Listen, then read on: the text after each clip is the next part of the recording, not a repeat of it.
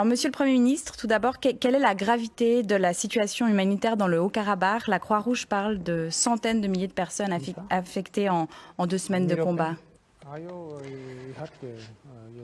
Oui, bien sûr, si on parle de personnes affectées, non seulement dans le Haut-Karabakh, mais aussi dans la région, c'est une estimation correcte. La situation est plus que sérieuse parce qu'il y a des hostilités de grande échelle qui donc sont en cours. Même les experts militaires parlent des hostilités sans précédent au XXIe siècle parce que toutes les formes d'armement, de chars, de blindés sont impliquées, des drones de tout type, de lance-roquettes même, l'aviation, les hélicoptères, des avions et également un grand nombre de troupes. Donc la situation est plus que grave. Et il est important de constater également que dès les premiers jours, lorsque, avec l'initiative de la Turquie et avec le soutien des terroristes, l'Azerbaïdjan a fait une attaque sur le Haut-Karabakh, dès les premiers jours, de la part de l'Azerbaïdjan, ont été bombardés des villes et des villages du Karabakh.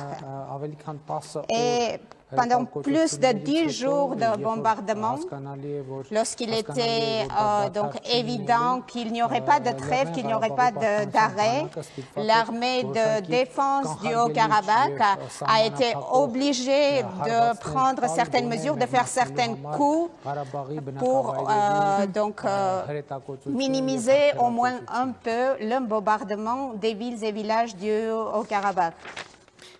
Le cessez-le-feu n'a pas tenu. Dans les deux camps, il y a des civils qui ont été tués. Quel compromis l'Arménie est prête à faire pour que les combats cessent? Vous savez, l'accord du cessez-le-feu n'a pas été tenu, mais il n'a même pas été acté. Parce qu'à l'heure même, au moment même où le cessez-le-feu devait entrer en vigueur, l'Azerbaïdjan a commencé de nouvelles attaques. En ce qui concerne les compromis, l'Arménie a toujours été prête à des compromis, mais un compromis, ça veut dire qu'il y a des pas qui doivent être des deux côtés. Alors que l'Azerbaïdjan n'a jamais été prêt à des compromis.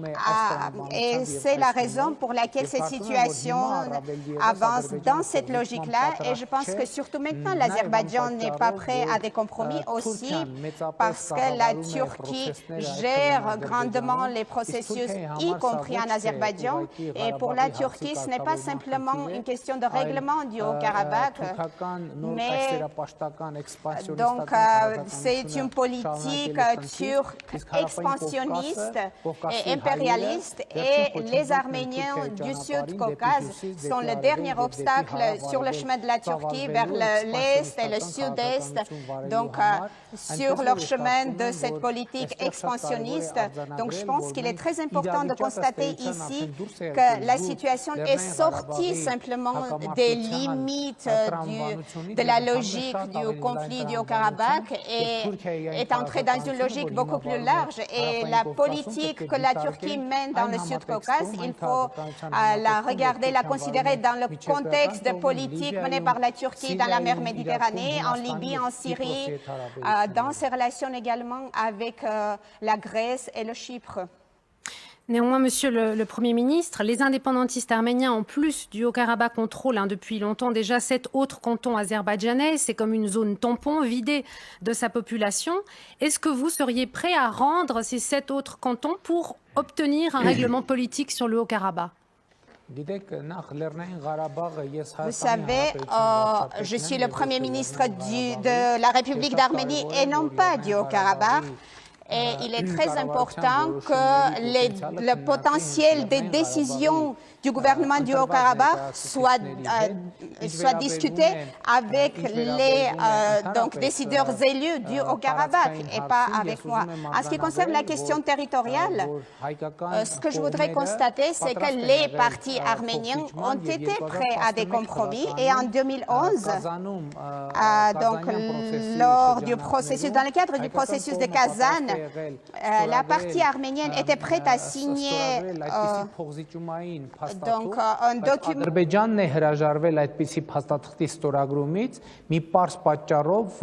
Ce document, pour une simple raison qu'il y avait une certaine procédure prévue par laquelle le Haut-Karabakh aurait pu réaliser son droit de préciser son statut. Il faut comprendre bien cette situation.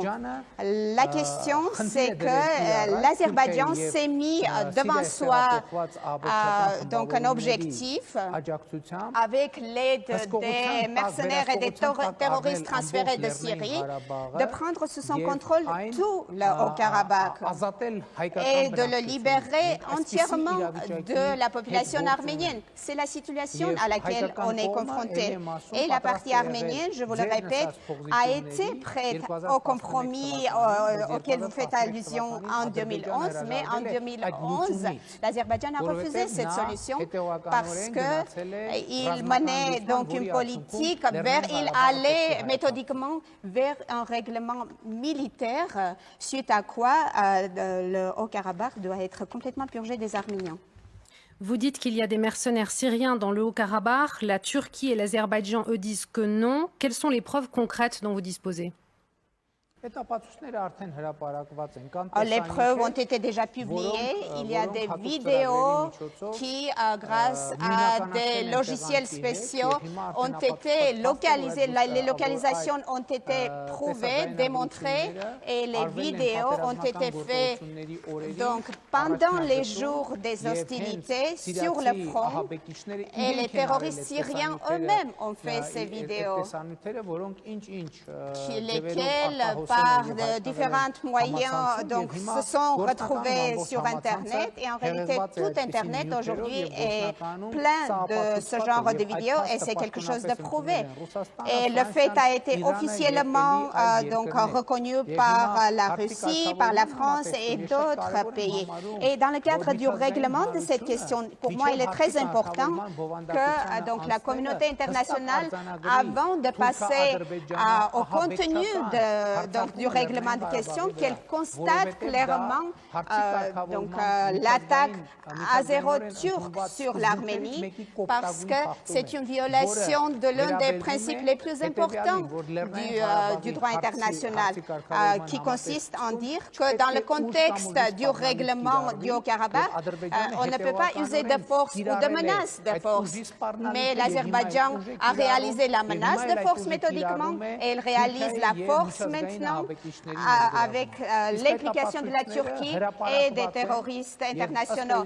Et donc les preuves, elles ont été publiées et l'ombudsman arménien aussi a publié ces preuves, et grâce également à des travaux, certains travaux de recherche. Vous savez aussi qu'on peut localiser les vidéos faites par des téléphones portables, et grâce à ces logiciels de localisation, il a été prouvé que les mercenaires et les terroristes ont fait leurs vidéos dans la zone de conflit sur le front du Haut-Karabakh. Monsieur le Premier ministre, qu'attendez-vous de la Suisse? Quel soutien de la part de la Suisse? Est-ce que vous êtes déçu de certains pays occidentaux? Vous savez, le problème est qu'aujourd'hui, le Haut-Karabakh se trouve sur le seuil d'une crise humanitaire. Je vais vous présenter juste une situation. Dernièrement,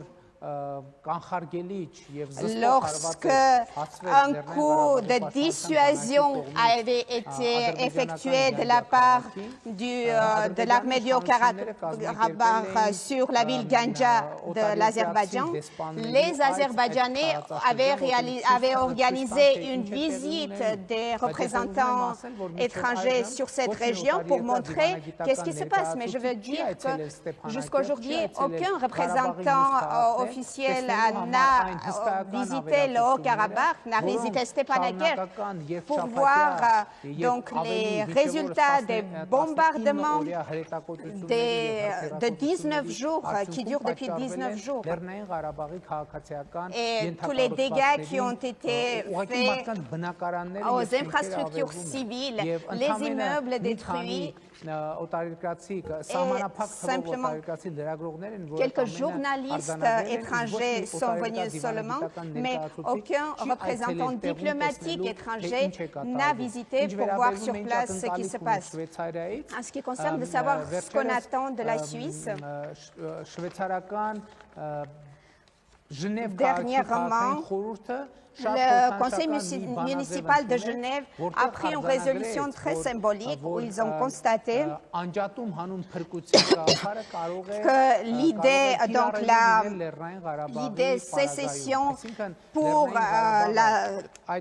le salut, pour être sauvé, est quelque chose qui pourrait être donc appliqué dans le cas, c'est-à-dire lorsque dans certaines régions, certains peuples reçoivent l'indépendance tenant en compte la situation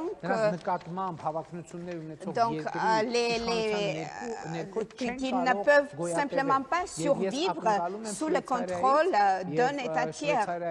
Et donc, ce que j'attends de la Suisse et des instances suisses, qu'ils constatent clairement que la Turquie donc, a trouvé des mercenaires en Syrie, les a transférés dans la zone de conflit du Haut-Karabakh. Il a transféré également certaines de ses armées, de ses troupes en Azerbaïdjan.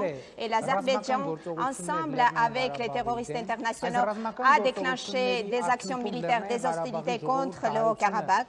Suite à ces hostilités, le peuple du Haut-Karabakh se trouve devant une crise existentielle, une menace existentielle, une crise humanitaire. Et c'est une situation que la communauté internationale devrait prendre en compte. C'est-à-dire, dans le cas contraire, le peuple du Haut-Karabakh sera victime d'un génocide. Et ce n'est pas, je pèse bien mes mots, aucun Arménien ne restera en Arménie si c'est l'Azerbaïdjan qui prend le contrôle, alors que pendant toute l'histoire du Haut-Karabakh, plus de 80% de ce territoire était peuplé d'Arméniens. Et aujourd'hui, ils sont sous la menace de perdre leur patrie, de perdre leur maison. Donc, mon attente de la communauté internationale, c'est clair. Donc, appliquer cette idée, ce principe de sécession pour être sauvé. Une dernière question, Monsieur le Premier ministre. Vous êtes lié à la Russie par un traité de sécurité collective. Est-ce qu'on a appris, Azerbaïdjan a dit avoir frappé pour la première fois le territoire arménien, un site de lancement de missiles? Quel doit être le rôle de la Russie? Est-ce que vous désireriez plus de soutien de la part de Moscou? Nous sommes en consultation permanente avec nos partenaires russes, y compris dans le cadre de ce traité de sécurité collective. Et il a déjà été des déclarations claires que si certaines situations se développent, la Russie et l'organisation du traité de sécurité collective vont réaliser leurs obligations envers l'Arménie. Mais en grande compte, je pense que la Russie a un rôle plus grand à jouer, y compris pour restaurer la stabilité et la paix dans la région du Haut-Karabakh en tant que pays coprésident du groupe de Minsk de l'OSCE.